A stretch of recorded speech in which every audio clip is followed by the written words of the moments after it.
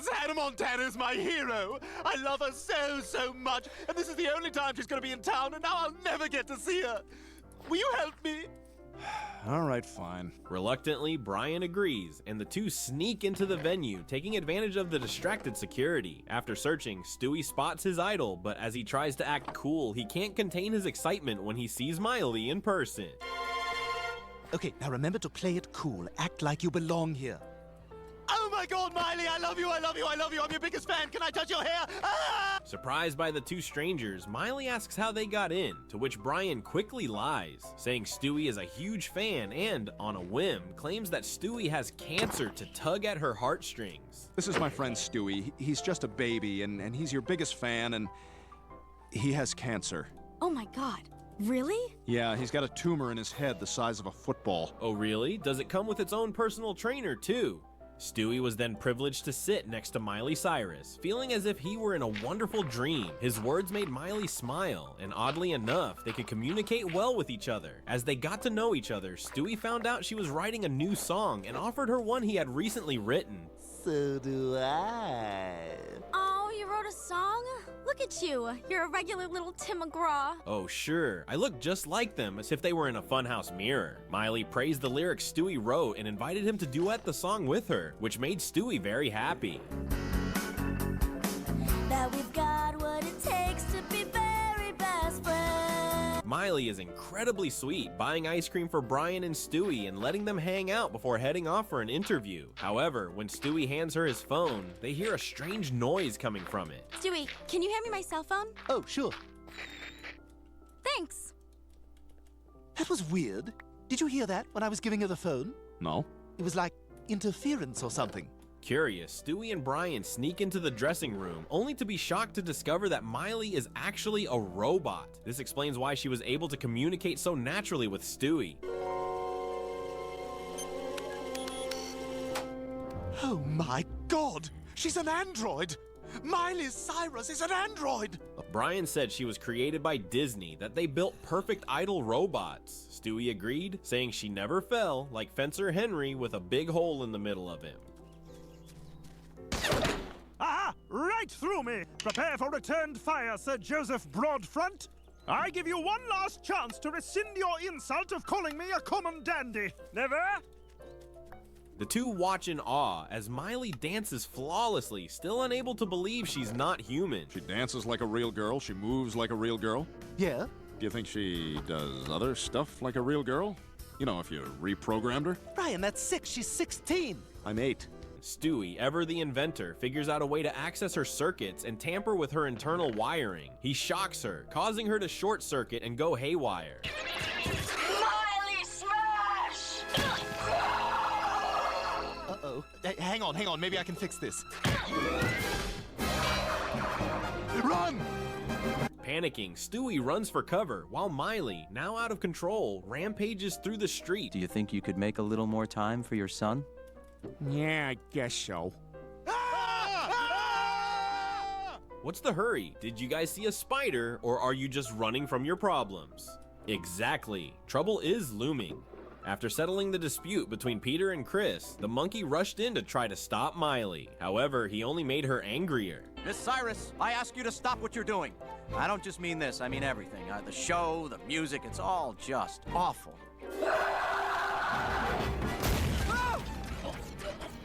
Peter calls Quagmire, who zooms in on a fighter jet to try and save the monkey. As Miley reaches the rooftop and prepares to toss the monkey off, Quagmire and Peter swoop in, firing on the rogue robot.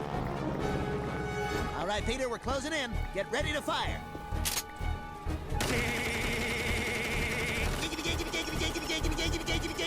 After taking a few hits, Miley releases the monkey, who narrowly avoids falling but manages to grab onto the building.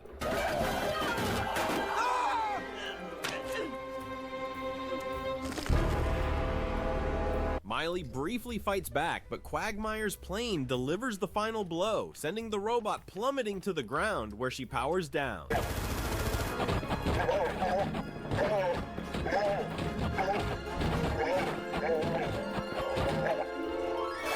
The monkey, unable to hold on any longer, falls, but is saved by Peter at the last second.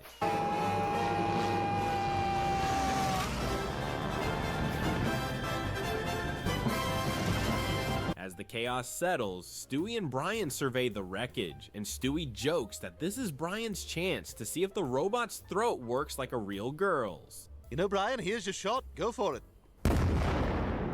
Oh, too late. No, it's not. Well, at least the dog's got something to hold on to now. Guess it's the only part of her that still works. Hey everyone, in today's video, I'll be diving into all the moments when Brian from Family Guy got exactly what he deserved. Stick around till the end to support the channel. Thanks so much for watching.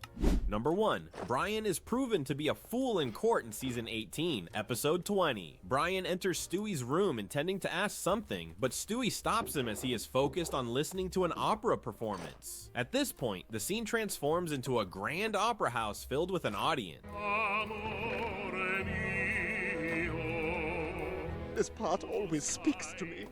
I can't stand to hear Italians talk, but man, get 'em singing. Brian interrupts the moment by questioning how Stewie managed to buy an entire opera for his room. In response, Stewie mocks Brian, asking if he remembers the gift he gave him, the ability to be happy for others. Brian thinks Stewie is dodging his question, which he indeed is, as Stewie continues to evade by immersing himself in the music. Brian, I'd love to stay and talk, but Bugs Bunny is about to make this tenor hold a note for far longer than anyone should.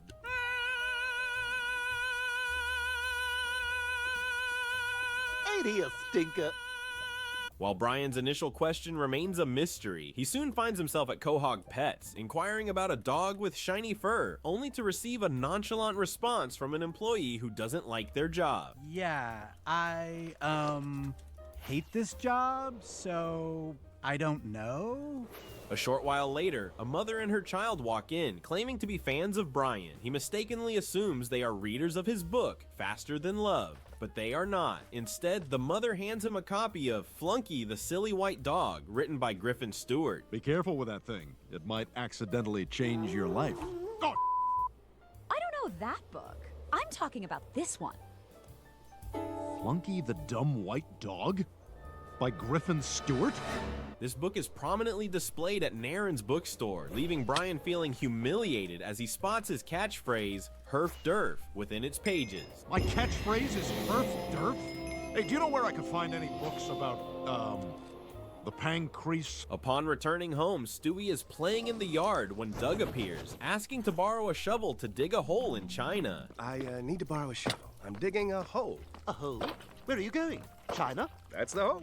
All right, well, I'll be checking your Instagram. At that moment, Brian hurriedly drives home, throwing the Flunky book down in front of Stewie as he plays with his toys. Brian realizes that Stewie's wealth, enabling him to buy an opera house, stems from the series of children's books written about Brian that portray him as a fool. This revelation offends Brian, prompting him to demand Stewie contact the publisher to withdraw the books. Stewie promptly refuses, insisting that he is merely introducing Brian to the public honestly, just as he did with the witches in Salem. Who but a witch would not give up her virtue to a man who brought her a luncheon of salt pork and boiled sweets? But, Your Honor, I tried to give up my virtue. I begged him to take me then and there. Yeah, okay. Nobody believes that tall tale. After a heated argument in court, Stewie concludes that this is witchcraft and metaphorically places a stone on her. And he would have none of it. I offered him posterior intimacy. Okay, let's just...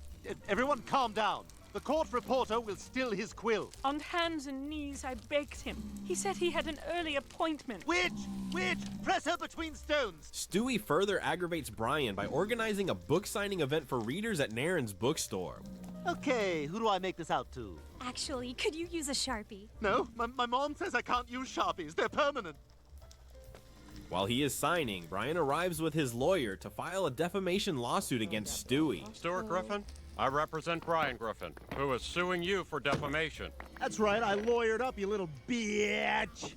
In court, Stewie attempts to explain his innocence, asserting that calling Brian a fool is an obvious truth and not defamation. He then proceeds to question Brian with a series of inquiries to prove that Brian is indeed a fool. On December 1st, 1951, Treat Williams was born. Where's the treat? Thank you.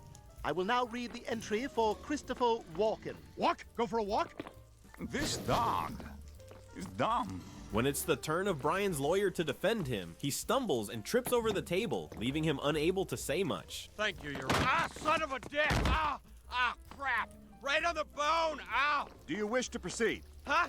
No! Ultimately, the jury rules that Brian is a foolish dog, declaring Stewie the winner. We have a verdict, Your Honor. Please proceed. The dog is an idiot. The baby wins. Durf, Durf! Which is inherently ridiculous, right? The fact that Brian lost to a child is undeniable. Brian sulks and vows not to play with Stewie anymore, but Stewie is unfazed, remarking that Brian is just a dog, and he knows that when he goes outside and comes back, Brian will wag his tail. Hey, you're back! Oh man, I feel like you've been gone forever. Hey, watch me spin around. Whoa! Whoa! Whoa! Fat ankles. In the end, Brian forgives Stewie for the flunky dog book and sees it as an opportunity to reflect and regain his writing inspiration. Just when it seems they have reconciled, Brian plays a prank on Stewie by writing a book titled Swishy the Football Baby, where anyone who sees it instantly recognizes Stewie as the main character. Even funnier are the catchphrases of the character within the book. Can you say one of your catchphrases like, hey sailor, or up for brunch? Oh, how about I'm a bottom? Ryan! To add a humorous twist, Chris brings Brian's book to the publisher, but is turned down. Undeterred, he hands the publisher a book he wrote himself. What about Phineas and Ferb erotic fanfiction? Now that is interesting. Read it to me while I eat my soup. Ferb was having a throbby morning. Phineas was having none of it. Oh. Number 2 almost became a protein shake in season 16, episode 15. Brian walks into Stewie's room and sees a collection of coin-operated mechanical horses. Stewie explains that he was so tired of waiting his turn outside the supermarket that he decided to buy every single one in town. I was sick of waiting my turn outside the supermarket, so I bought every coin-operated horse in town. I assume you're on the unicorn? You know me well, sir. Brian wonders how Stewie managed to afford all of them, and Stewie vaguely hints at a deal with Brian, making him almost walk away. Sensing this, Stewie quickly says that he made the money from investing in the stock market, shocking Brian, who questions what Stewie could possibly know about the stock market. It's easy. I just follow trends and invest accordingly. For instance, there are more single people over 50 than ever, so I'm investing in handguns and blackout window shades. They don't want to be part of society, Brian. They've made that very clear. Brian expresses his doubts, saying that the stock market is a scam where only the top 1% profit while everyone else loses. Are you reading off a teleprompter right now? No. The prompter's down. What do we do? Brian, vamp. So, great to be in Quahog, Rhode Island today. That's why he's the best. Brian later picks Stewie up from Quahog Preschool, where Stewie complains about being put in detention for asking the teacher too many questions. Distracted, Brian drives off, immediately rear-ending another car. What the hell? Ay, Dios mío. Oh, great. Course it's one of them. What? Stewie, adults are allowed to say racist things because of traffic. Road accidents are a significant issue here, especially with adults often making racially insensitive remarks. We all have 98 Toyota Corolla. ¿Qué? Are allowed to say racist things because of traffic.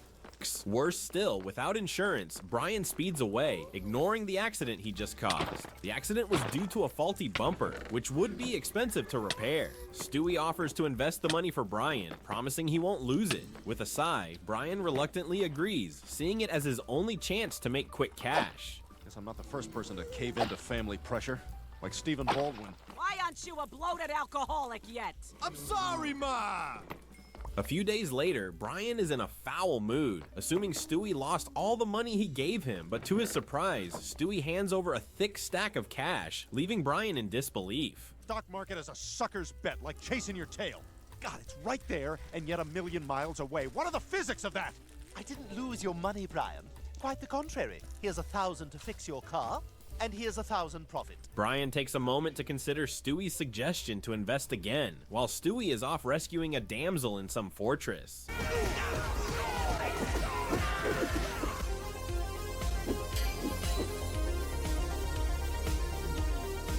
Afterwards, Stewie boasts about his oversized costume, claiming he can't take it off because of his big lower half. Okay, I'm back. Ready to invest? Why are you still wearing that unitard? Can't get it off because my hog's too big. Well, here, let me help you get it off. No. I pooped. As Brian gets the hang of the market, he starts making substantial gains, clearly outlining his plans to split the profits, half for himself and half for charity. For every dollar I make, One goes to me, and one goes to charity. Seeing this, Stewie invited Brian for a ride around the docks in a rented Ferrari, and Brian immediately agreed but did a terrible thing by withholding the charity money. Well, cancer's not going anywhere. I'm sorry, Billy. You're $1 short of being able to afford the surgery you need. Yay! Sweet. I know those guys. The next day, Stewie brings good news to Brian about their portfolio increasing by 30%. Overjoyed, Stewie jokes that they're doing so well they should make a ridiculous investment ad for Fidelity. Thanks for making my big day possible. Don't thank me. Thank Fidelity. Okay, I'm ready to marry you now. Wait, what? No, I'm your dad. Yes, you are. This is what's happening. Fidelity. We're there for you when your baby marries his dog dad. They revel in their newfound eccentric wealth, diving deep underwater to prank James Cameron by pulling down his pants while he's exploring the Titanic. Now that we're eccentric rich guys, we're going to go down 20,000 feet and pants James Cameron while he's excavating the Titanic. They find Cameron taking photos and attempt the prank, but end up accidentally harming him in the process.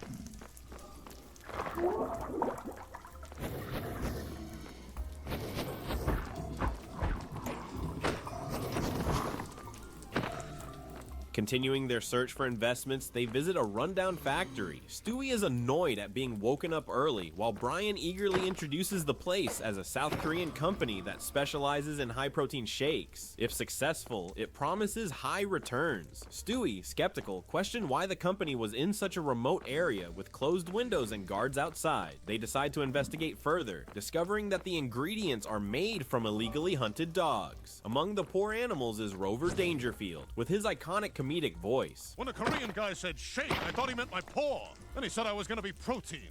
I said, damn right, I'm very protein. I'm dating a 16-year-old. Oh boy, I tell you, I came in this place a purebred. Now I'm leaving it a puree. Stewie pushes Brian out, but Brian is solely focused on the money and insists on continuing to invest. Stewie is horrified to see his friend transformed into a monster blinded by greed. Wall Street is a people-eat-dog world. Everyone knows that. Oh my God!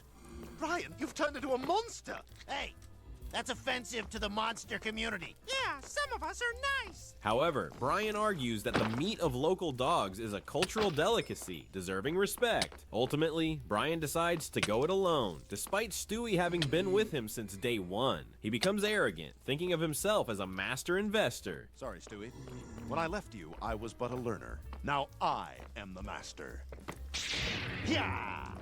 No one in Star Wars says he-ya. Disappointed, Stewie opts out of partnering with Brian, even though they once worked together seamlessly like Ricky and Flash. I love you, Ricky. I love you, the Flash.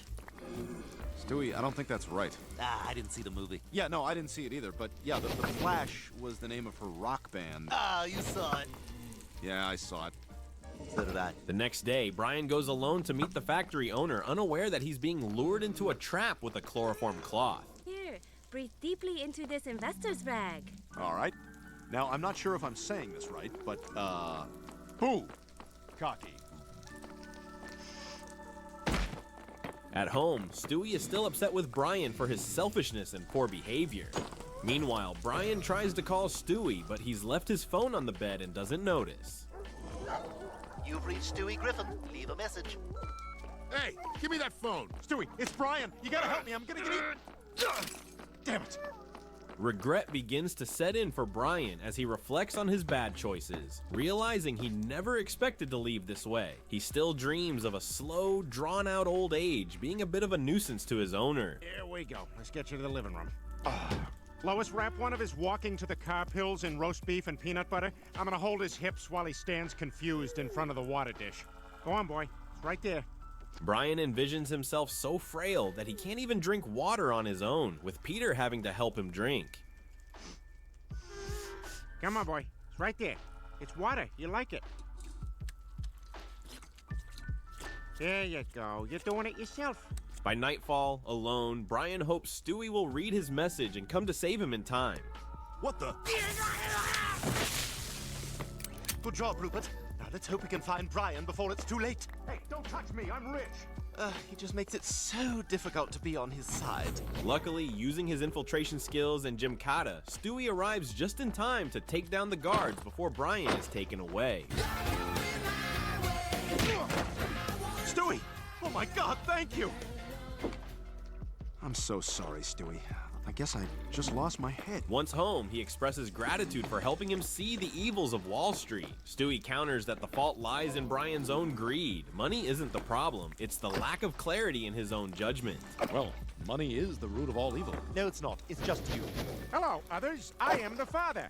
Where is the mother, and what kind of sex does she like to have? Number 3, Brian gets his tail cut off in Season 10, Episode 11. The story begins with Brian noticing Stewie practicing some gentle exercises. Stewie explains that this kind of workout is excellent for combating aging and enhancing health. Brian assumes it's a Japanese practice, but Stewie clarifies that it originates from China, while the Japanese have their own distinct exercises. Hey, you want to see a movie? Nah, we're Japanese. Let's go watch a schoolgirl bang an octopus. Yeah! Feel good. As Stewie demonstrates, he gets a splinter from the stairs and starts crying. Lois picks him up, noting that the stairs are old. Brian adds that it's not just the stairs, even the house pillar that fell on Meg 2 days ago needs attention. However, the negligent mother Lois ignores poor Meg. Not just the stairs. Meg has spent 2 days pinned under a roof beam. Let's just focus on the stairs, Brian. That evening, during dinner, Brian observes Chris eating in a rude manner and advises him to chew with his mouth closed, reminding him that he's of dating age now. Chris brushes off the advice, insisting he doesn't want guidance from a dog, and then spits food out into Brian's face. What, you got a problem with me? You think I'm gross? Don't do that. Don't do that. Yeah, this is what you are, this is what I am. At the bar, Brian, Peter, and Joe are surprised by the bar's new look, especially with the many disabled women sitting around, mostly at Quagmire's table. Welcome to Disabled Ladies Night. Mine are made from teak. What are yours made from? Yeah, mine are actually just pressboard with wood veneer. I can't get wet. Oh, I think I see my friends. Brian spots a blonde girl and approaches her, successfully asking her out. As they leave, Brian realizes she's blind and gets teased by Peter and Joe. Oh, my God, Hey, check out Brian with a blind chick. Hey, don't worry, Brian, you're still doing better than Quagmire. He got a hooker. No, but she is a prostitute. Brian and Kate go to the movies, which is quite amusing given her blindness. Brian suggests she could go somewhere else if it's not working out, but Kate explains that blind people enjoy movies, and she's trained herself to listen intently to grasp the emotions and imagination of the film's content. However, she admits her favorite movie, Titanic, might be a bit misguided. I love Titanic. I'm the king of the world! Woo-hoo-hoo!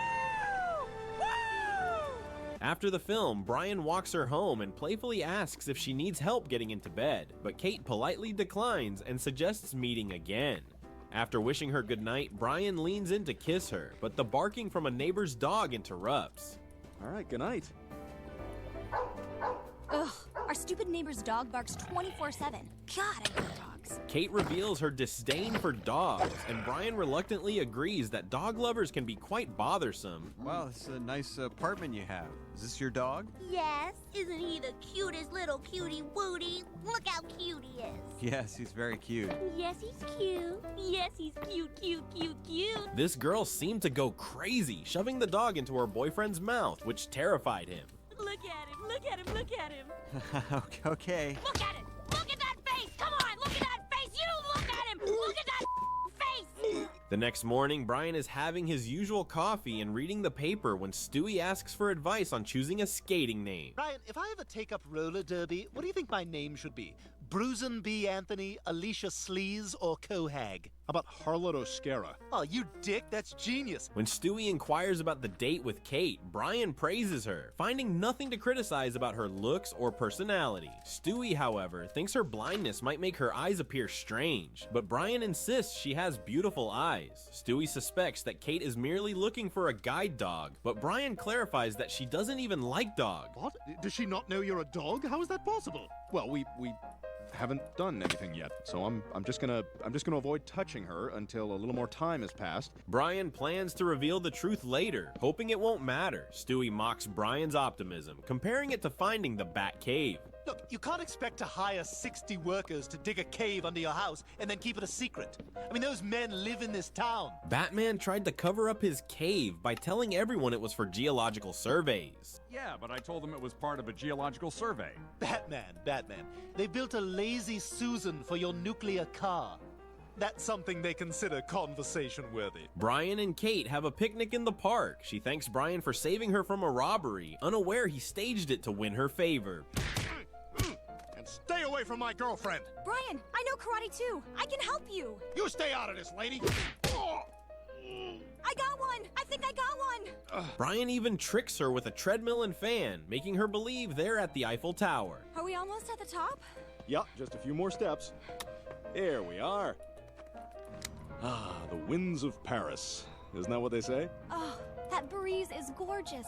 He creates scenarios for her to imagine, leading to his love confession. Oh, there it is. There's what? Oh, nothing, just the Goodyear blimp. It says, I love you, Kate, all in lights. Here? In Paris? Yeah, it's here for Wimbledon or something. Later, at Kate's house, they enjoy wine by candlelight and the fireplace. As things heat up, Brian quickly leaves, making Kate question if he likes her.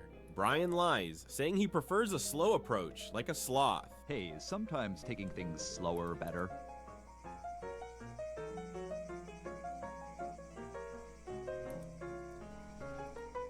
Yeah.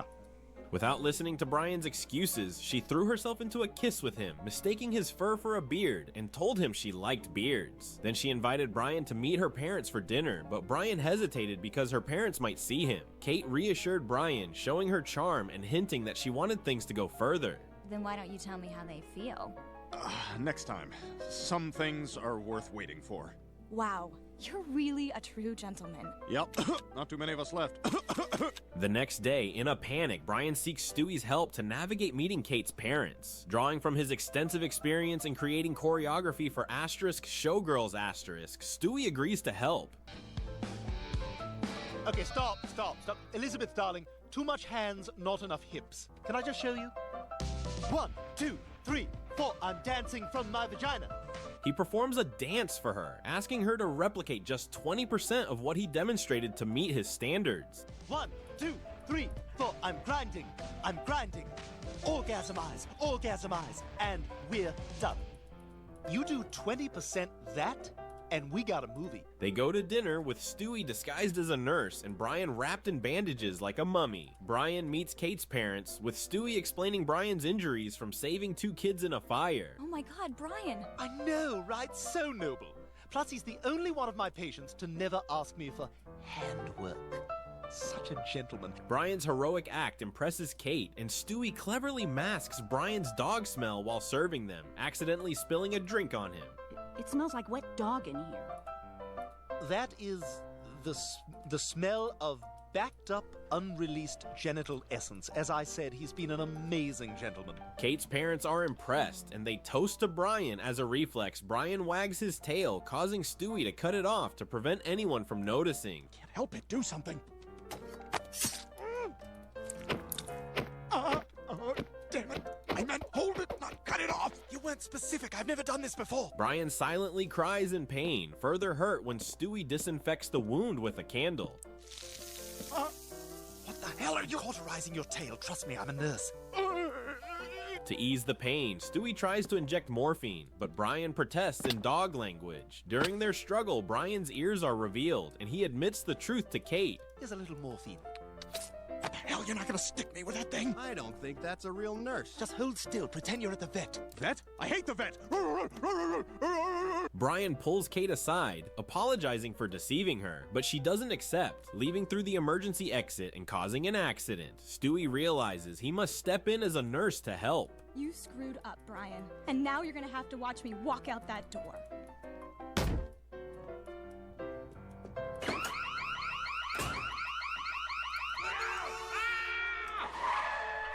After that incident, Brian stayed home all day, drowning his sorrows in alcohol, and I thought he'd finally learned his lesson after being dumped. But no, when Stewie suggested he could use a different voice to hit on Kate since she was blind, Brian didn't hesitate. He went straight to the bar to meet Kate and deceive her all over again.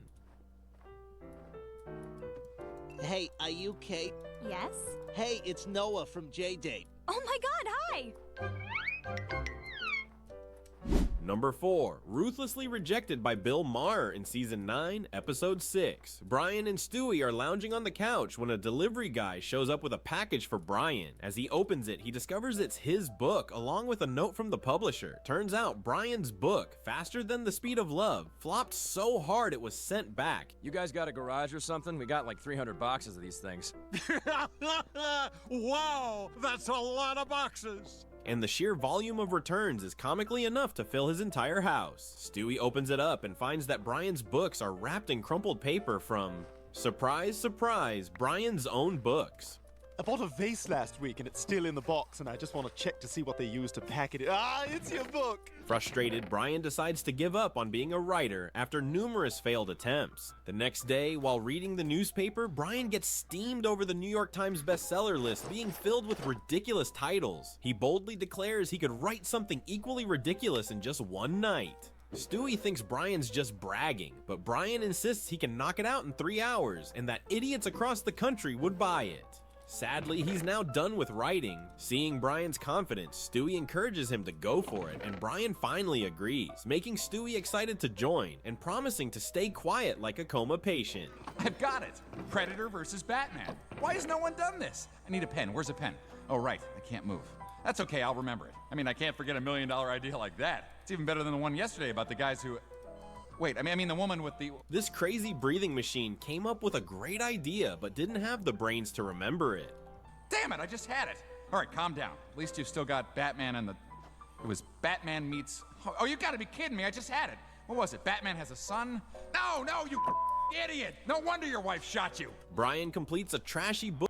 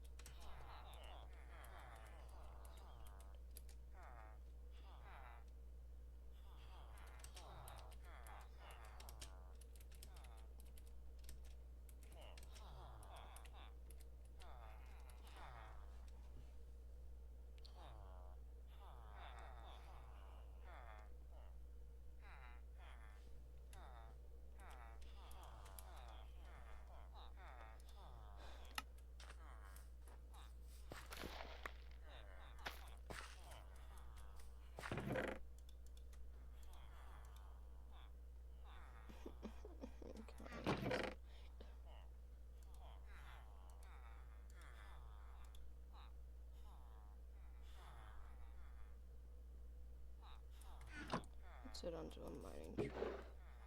That won't go wrong, right?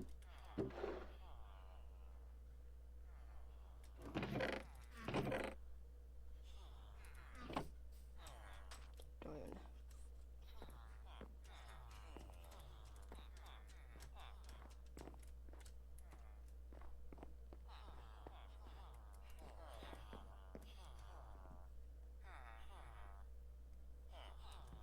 I can't get anything back. I might just kill myself.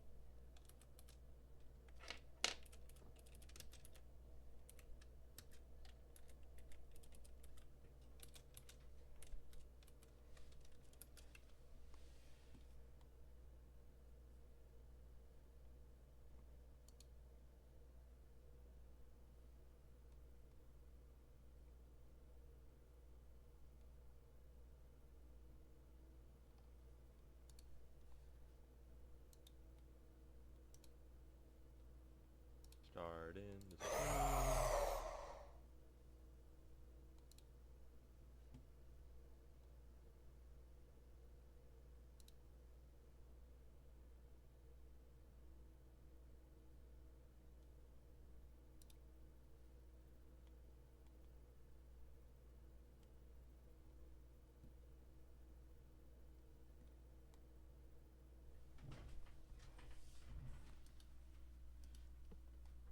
Book titled Wish It, Want It, Do It in 3 hours and 27 minutes. He presents each section, leaving space for readers to fill in. Use the following blank pages to write down all of your dreams and desires. Oh, brilliant. Make them do the work. Yeah, why not? You know, if people want crap, I'll give them crap. Stewie praises the proposal and offers to help Brian publish it. Brian is taken aback, wondering why Stewie never mentioned this before, but Stewie just shrugs it off, mysterious like a magician whose tricks never quite land.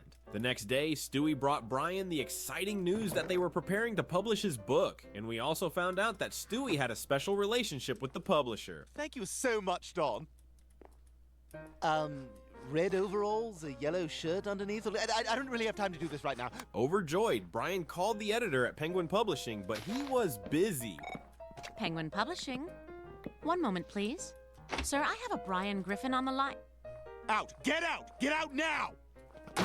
Whoa, I bet many of you wish you were that penguin, right? Hearing about Brian's upcoming book release, the Griffins celebrate with breakfast. Brian thanks Lois for the party and proudly tells Stewie his book got a 3-star review in US Magazine. Stewie reveals he leveraged his contacts for the review, making the book famous thanks to both of them. I called a friend over at Us Weekly, who usually just covers people with gross amounts of children, but now he's the book reviewer. Impressed, Brian invites Stewie to be his agent, but Stewie jokingly offers to refer others, being busy with Melanie Griffith's loose skin. Melanie, over here! You look beautiful! Can't hold on much longer! I should have stayed in bed. At the TV station, Stewie professionally manages Brian's schedule and ensures he gets VIP treatment like the star dog Spuds McKenzie. Now, ladies, approach him slowly. He can't really see anymore. I've injected him with the Viagra. Now, I'm gonna roll him on his back, but you're pretty much gonna have to do 100% of the work. During the interview, Tom questions Brian about his book, and Brian responds eloquently. Afterward, while relaxing, Stewie informs Brian about another show in New York, booking a flight and requesting not to sit near Asians. I booked your plane ticket, and I specifically asked that you not sit next to an Asian. Stewie, that's racist. That's terrible. I'm sorry, do you want me to call back and change it? Well, it's done now. Seems like a lot of extra work. At the hotel, Stewie continues filling Brian's schedule and prepping him. Brian celebrates reaching Amazon's top 3, though not thrilled about a nameless author topping the list. Who's number 1? Oh, is that new biography on Michael Jackson? Oh, come on, another one? Unless it was written by a 10-year-old's bottom, who cares?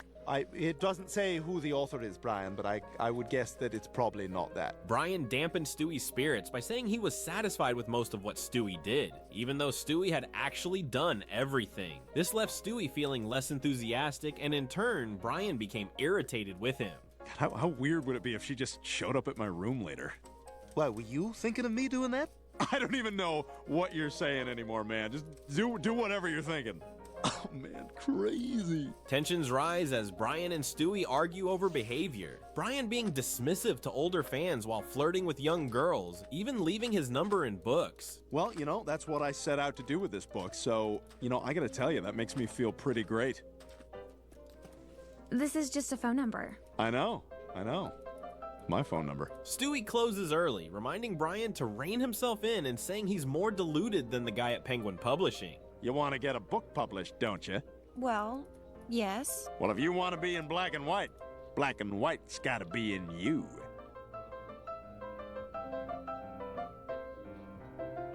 That night, Brian reflects and understands why fame can corrupt people. Stewie proudly advises Brian to change back. Things improve until Brian sees Renee Zellweger dining in the main room. Hey, there's Renee Zellweger. Hey, Renee, how you doing? Oh, hi, Brian.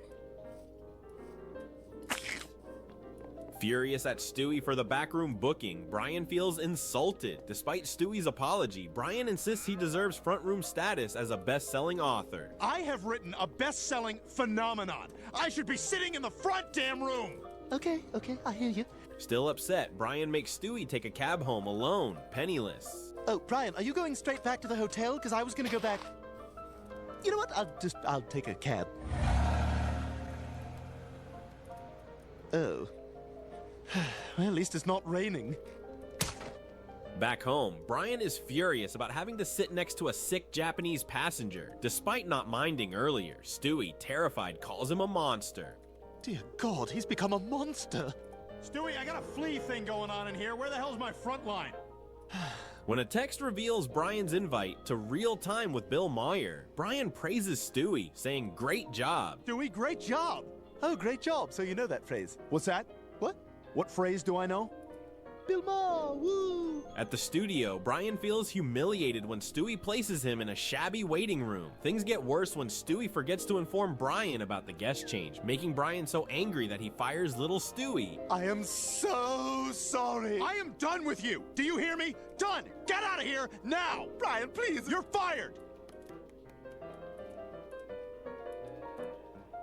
On the show, Brian clashed with the guests, who criticized his book as a money grab. I think what this is simple exploitation of the American people who could be using the money that they spend to buy this book to actually buy something useful, like legitimate health care that they actually need. Brian remained arrogant, but couldn't counter their reasonable arguments. Eventually, Brian had to admit that his book was a terrible piece of work, hastily written. I was just trying to write something that would sell. I think it's crap, too. If you're going to dump on people, the kind of steaming, stinking, smelly dump that your kind traffics in. He was kicked off the show, treated like a dog for his bad behavior, and scorned by everyone. Bill, he's urinating. That's it. Look, Bill, can I outside. No. Outside. Outside now. Outside. You get outside. Back home, the first thing Brian wants to do is apologize to Stewie, but his words come out as if blaming circumstances rather than himself. Stewie can only accept this, realizing that Brian doesn't understand how to write. I'm sorry about how badly I reacted to your many errors. That's as good as it's gonna get, isn't it? Pretty much. You can't write. Number 5, Brian gets rejected by Quagmire in Season 8, Episode 7. While Brian, Stewie, and Lois are chilling and watching TV, Peter bursts into the room, grumbling about how hard it's been to find someone to fill Cleveland's spot in their friend group. Brian, ever so eager, volunteers himself as the replacement, but Peter shuts him down immediately, pointing out that Quagmire can't stand Brian. Well, you don't need to look for somebody new. I'll hang out with you guys. Yeah, you know, I don't think that's gonna work out, Brian, because of the whole Quagmire thing. What Quagmire thing? Oh, you know, just that he hates you. A puzzled Brian asks why, and Peter bluntly says Quagmire thinks Brian is as annoying as those people who won't shut up about their kids. He would have been 4 today. I still don't understand. How do you drown in an inch of water? Well, I guess I don't have a new sweater and a haircut.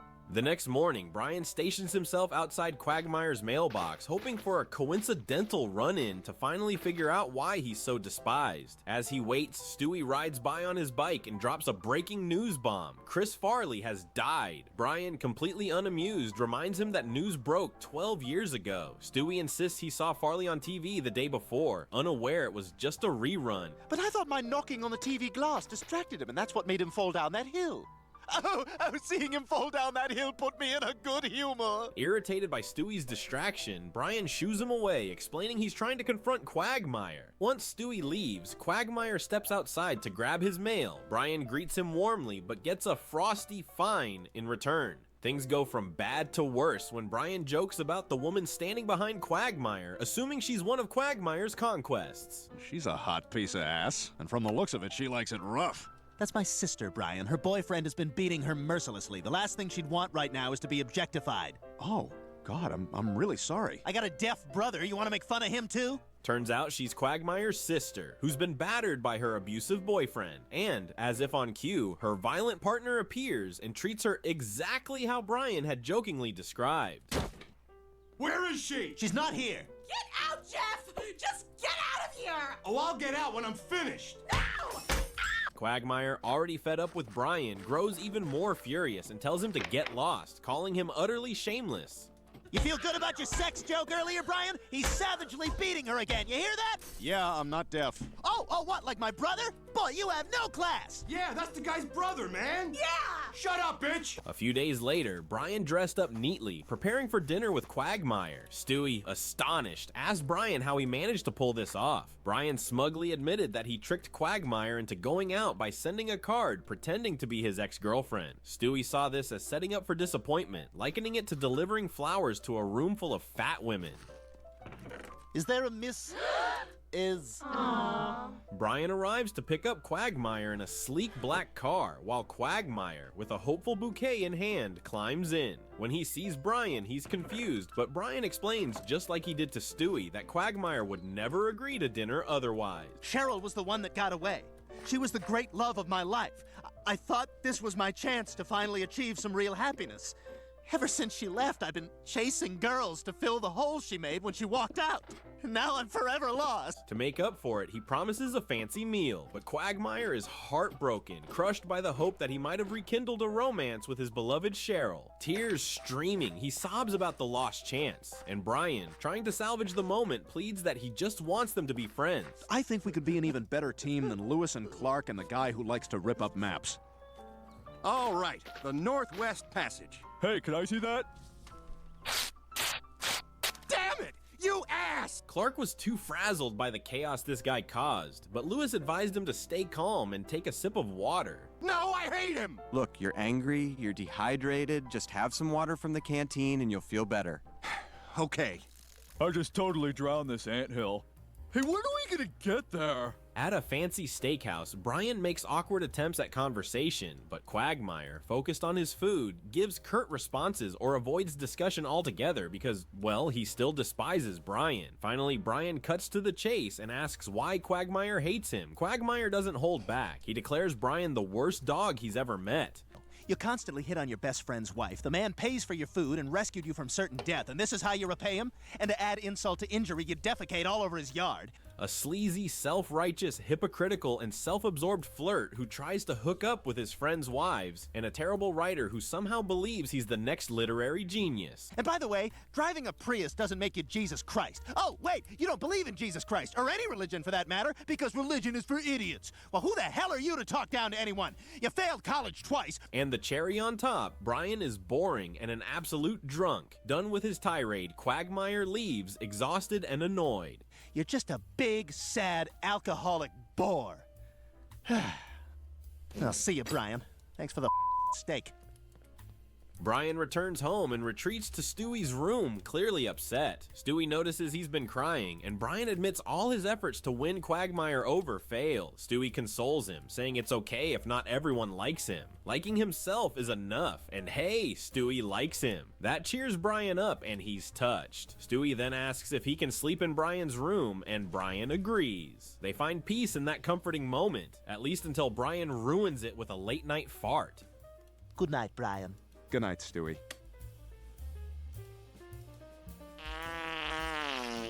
Oh, come on, man. Aspects of Quagmire's character in Family Guy. I hope you all enjoy it.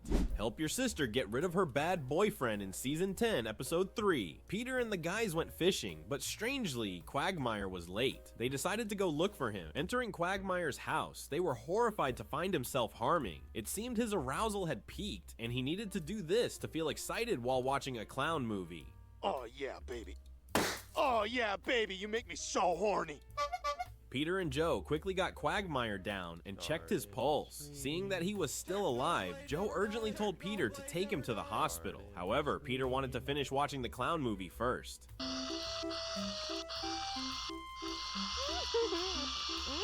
At the hospital, everyone gathered to check on Quagmire's condition. Peter announced that Quagmire was currently in a coma. He also mentioned that Quagmire's sister, Brenda, was coming with her boyfriend, Jeff. Lois was very upset to hear that Brenda was still dating that guy because he always abused her. Just then, an old car pulled up at the hospital. It was Quagmire's sister, Brenda, visiting him with her boyfriend, Jeff. Brenda said she just hoped her brother was okay. Jeff told Brenda to shut up and limp along because they were parked in a handicapped spot. Oh God, I hope Glenn's okay.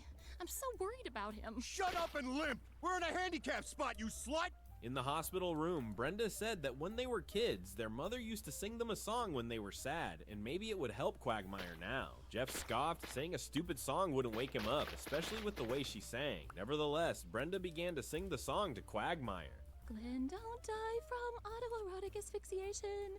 Your friends want to go fishing with you. This song is from childhood? The song was as magical as its lyrics, and Quagmire woke up from his coma after hearing it. Brenda joyfully hugged Quagmire, but Jeff immediately pulled her away. Peter told Jeff to calm down, reminding him that Quagmire was her brother, but Jeff retorted that adult films always started like this and dragged Brenda away because he needed to buy cigarettes and jeans. Hey, you touching my girl? Relax, Jeff. That's her brother. Yeah, that's how it starts. Come on, Brenda. We gotta get out of here. I need cigarettes and jeans. That evening, everyone helped Quagmire home, and Brenda said she and Jeff were happy to stay and support him whenever he needed. Jeff got angry and yelled at Brenda. To ease the tension, Lois offered to cook dinner for everyone. However, Jeff didn't listen and dragged Brenda into the kitchen.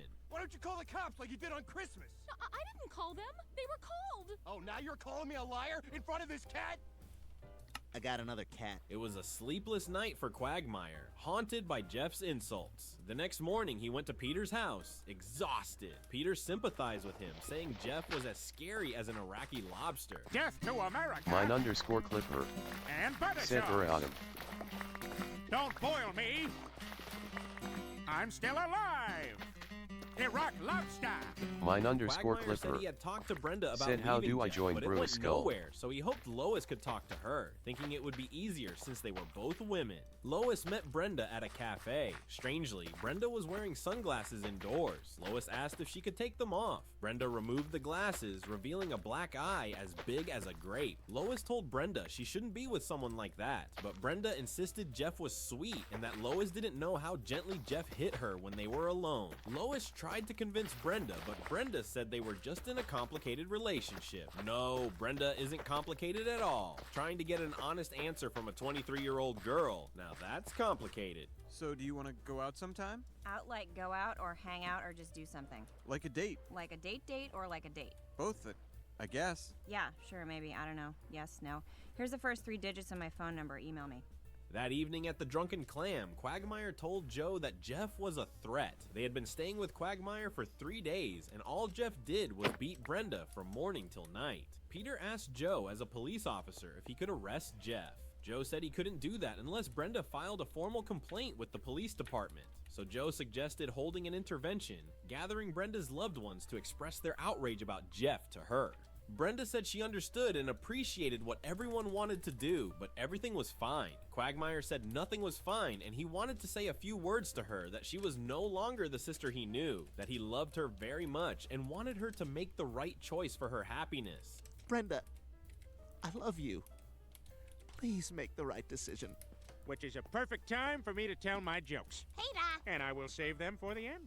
Everyone was moved. Brenda hugged Quagmire and said she was so happy to have such a caring and gentle brother. Quagmire asked if Brenda would leave Jeff now. Suddenly, Jeff walked in and demanded money from Brenda because he had just seen a super cool headband. Quagmire growled at Jeff, saying Brenda had just agreed to leave him, calling him a bully. Jeff said that was nonsense. Brenda then announced she had wonderful news. She was getting married to Jeff. She showed everyone the ring she was wearing, but it was obscured by a finger splint. Jeff said they were getting married only because she was pregnant. Everyone was shocked, while Peter stood up and sincerely congratulated them from the bottom of his heart. Oh, congratulations! Have you thought of any names yet?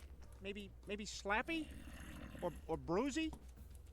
Or Keep It Down in Izzy? That night, Quagmire sat with Joe and Peter, saying he couldn't let Brenda marry Jeff. Jeff would beat Brenda all day and then beat the baby too. Quagmire suggested the 3 of them go over there, do the right thing, and put that jerk Jeff to sleep on the ground. Joe immediately used his police training to calm Quagmire down, saying he could arrest him just for that statement. Quagmire tried to persuade Joe, but Joe firmly said no because it was still a crime. Suddenly, the group heard Brenda's scream. It seemed Jeff was beating Brenda. Joe immediately suggested, let's go bury this rag.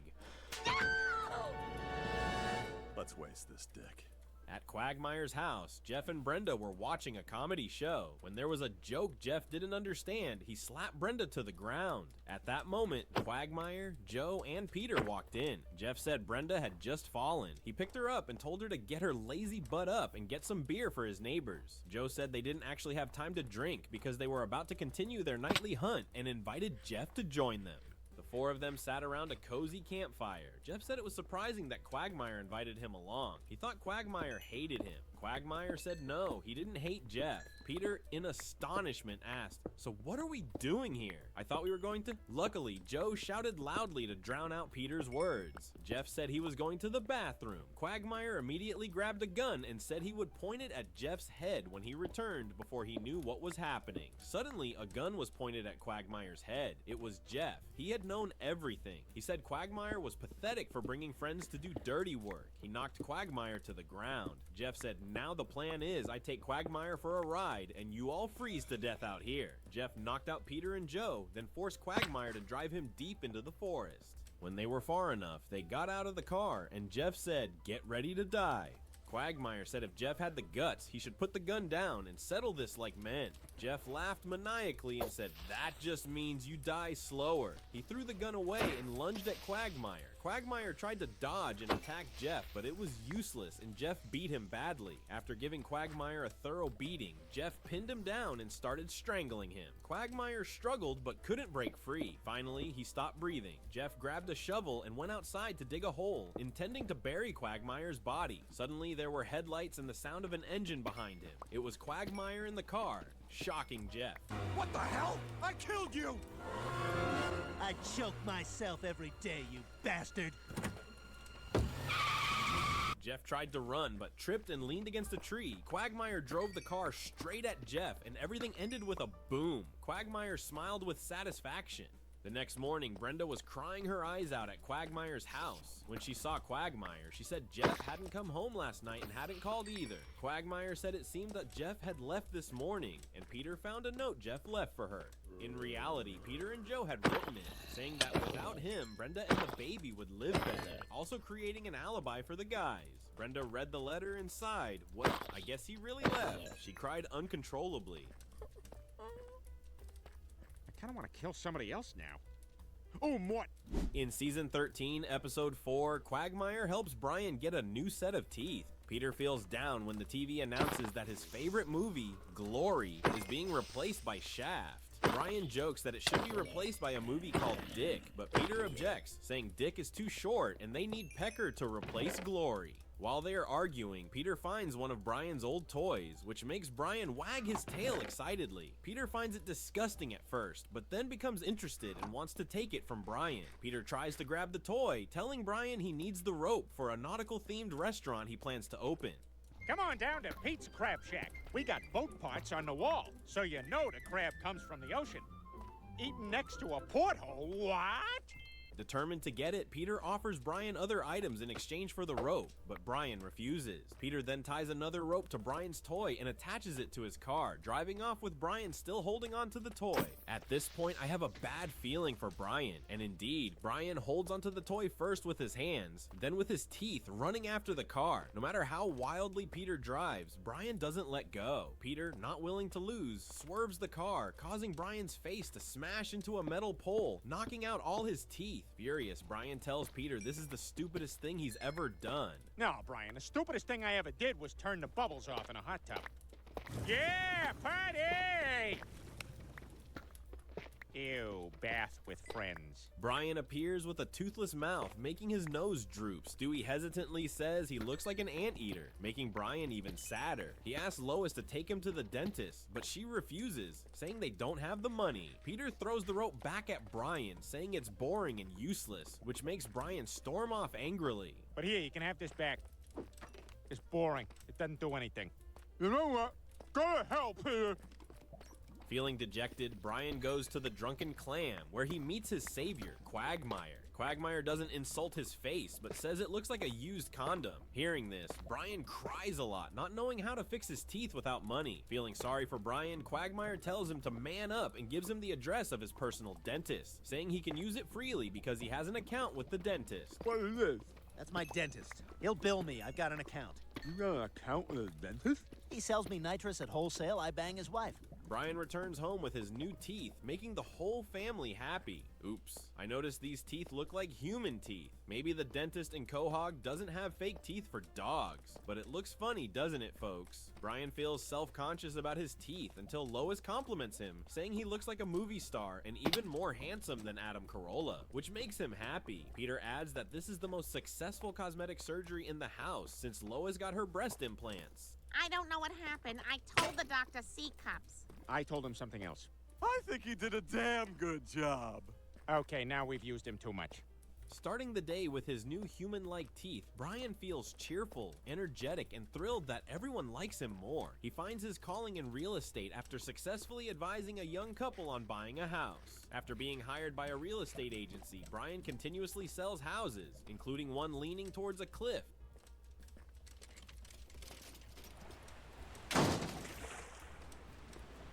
I'll take it. And a secluded lakeside cabin, even selling to a picky 42-year-old client. He becomes the company's top employee with 5 sales in a week, and also a ladies' man, winning over Kim in the marketing department. Brian's manager tells him a real star is someone who can sell even a dump. Brian confidently claims he can sell anything and is given a rundown apartment that hasn't sold in 2 years near the marina. You find some sucker to buy it, and I'll make you partner. All right, sounds good. It's a plan. Hey, did I tell you about Kim and marketing? You mean my wife, Kim? I'm gonna go sell that condo. After learning more about the apartment, he thinks only a fool would buy it. Just then, he sees Quagmire boasting about a big bonus he received after 20 years as a pilot. Seeing a prime target, Brian focuses on Quagmire, who had helped him before. Pretending to go to the gym to find Quagmire, Brian acts as if he accidentally runs into him. Quagmire asks him to wait a bit as he's in the middle of a lower body workout. Come on, 2 more. Come on, you gotta want it.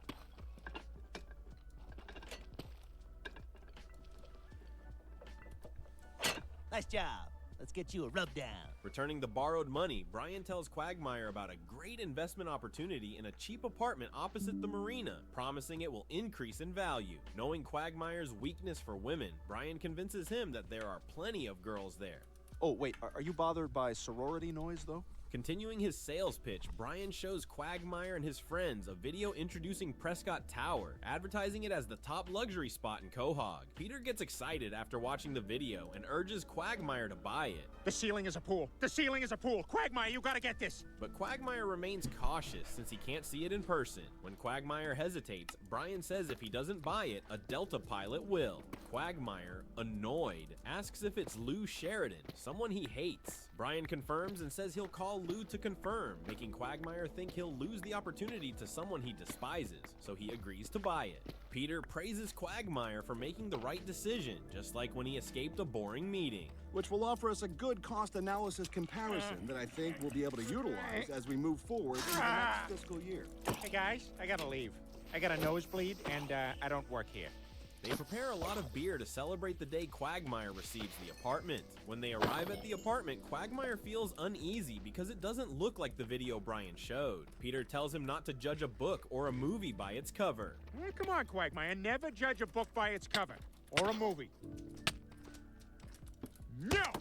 Opening the apartment door, Quagmire sees the dilapidated state and is speechless. He realizes Brian tricked him into buying a terrible property. Well, maybe it's still got a nice ocean view. The harbor is poisoned. Damn it, Brian screwed me! Luckily, he has 72 hours to cancel the purchase. He rushes to Brian's office to resolve it, but can't find him.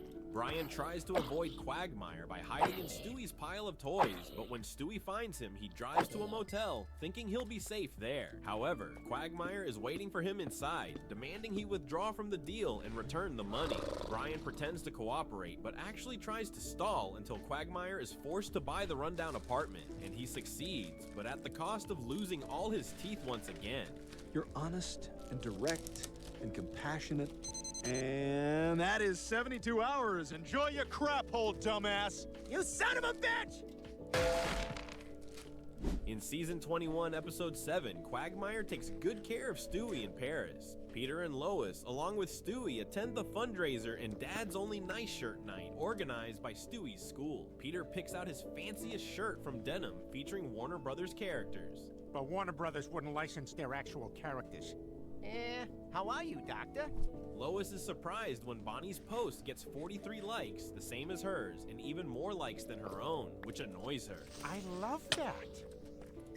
Damn it, Peter, now she's got the Spooner Street record. At the fundraiser, Stewie is introduced to the game of hide and seek and quickly becomes captivated by it. Meanwhile, Lois is drawn to a trip to Vermont, thinking she can take a beautiful photo to break Bonnie's like record, but it seems they overpaid at $600. $600. Sold. There were no other bids. You could have had it for 40. That concludes this scene, ladies and gentlemen. Ready for the trip, Lois instructs the kids to activate the home security system with the password Peter provided, 6969. The keypad code is 6969. If your mother doesn't want to do it, at least she can type it.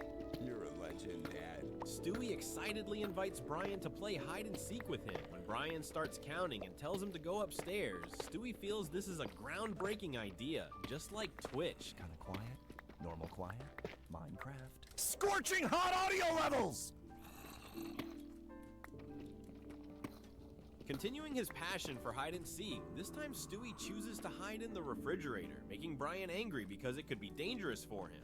The next morning, Stewie boasts about playing hide and seek with Rupert all night and wants to play again with Brian. Brian says he's busy connecting a TED Talk to the TV, but that's not true. I can see the Pornhub logo reflecting on your big wet dog eyes, you scumbag. Stewie continues to beg Brian to play one more time. With a sigh, Brian agrees but sets conditions. No hiding in the fridge, washing machine, or open safe. While Stewie finds a hiding spot, Brian focuses on watching movies on his favorite website, unaware that Stewie has left the house and hidden in Captain Quagmire's suitcase, ready to fly to Paris. Oh, Amelie, Noel, I have a 48-hour layover in Paris, and I'd love to include you in my horny plans. Oui, oui. Yeah, on me. That's what I was hoping for. Oh, this is going to be a great weekend. When Quagmire checks if he has his pilot's sunglasses, he discovers Stewie in the suitcase. At the airport, he informs Peter and Lois and tells them to come pick Stewie up because he has other plans with the ladies.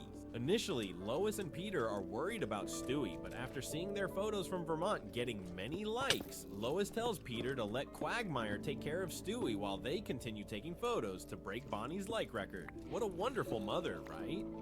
Stewie sees the Eiffel Tower on TV and wants Quagmire to take him there, but Quagmire doesn't understand what he wants. He thinks Stewie should go to bed because it's late, but Stewie says he's smart, just not the put himself to bed kind of smart. Quagmire plays music to help Stewie sleep, but accidentally plays his favorite song.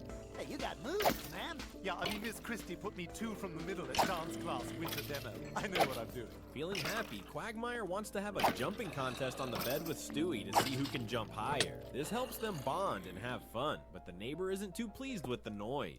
This is hotel, not jungle gym children's play structure. Very sorry. It won't happen again. What a loser! What a dog baby! Lying in bed, Quagmire confides in Stewie that he was once as innocent as Stewie until he lost his virginity to a strange plumber lady at age 6. He knows Stewie is just a baby, but believes he can understand him. I can understand you, dude, Stewie replied to Quagmire before snuggling into his arms and falling asleep. This scene was truly adorable. There you go, little buddy. We now return to Toi, Moi, et Dupree. Wow. The next morning, Quagmire takes Stewie to see the famous Mona Lisa painting, known for its eyes that seem to follow people everywhere. Stewie doesn't believe it until he encounters her in the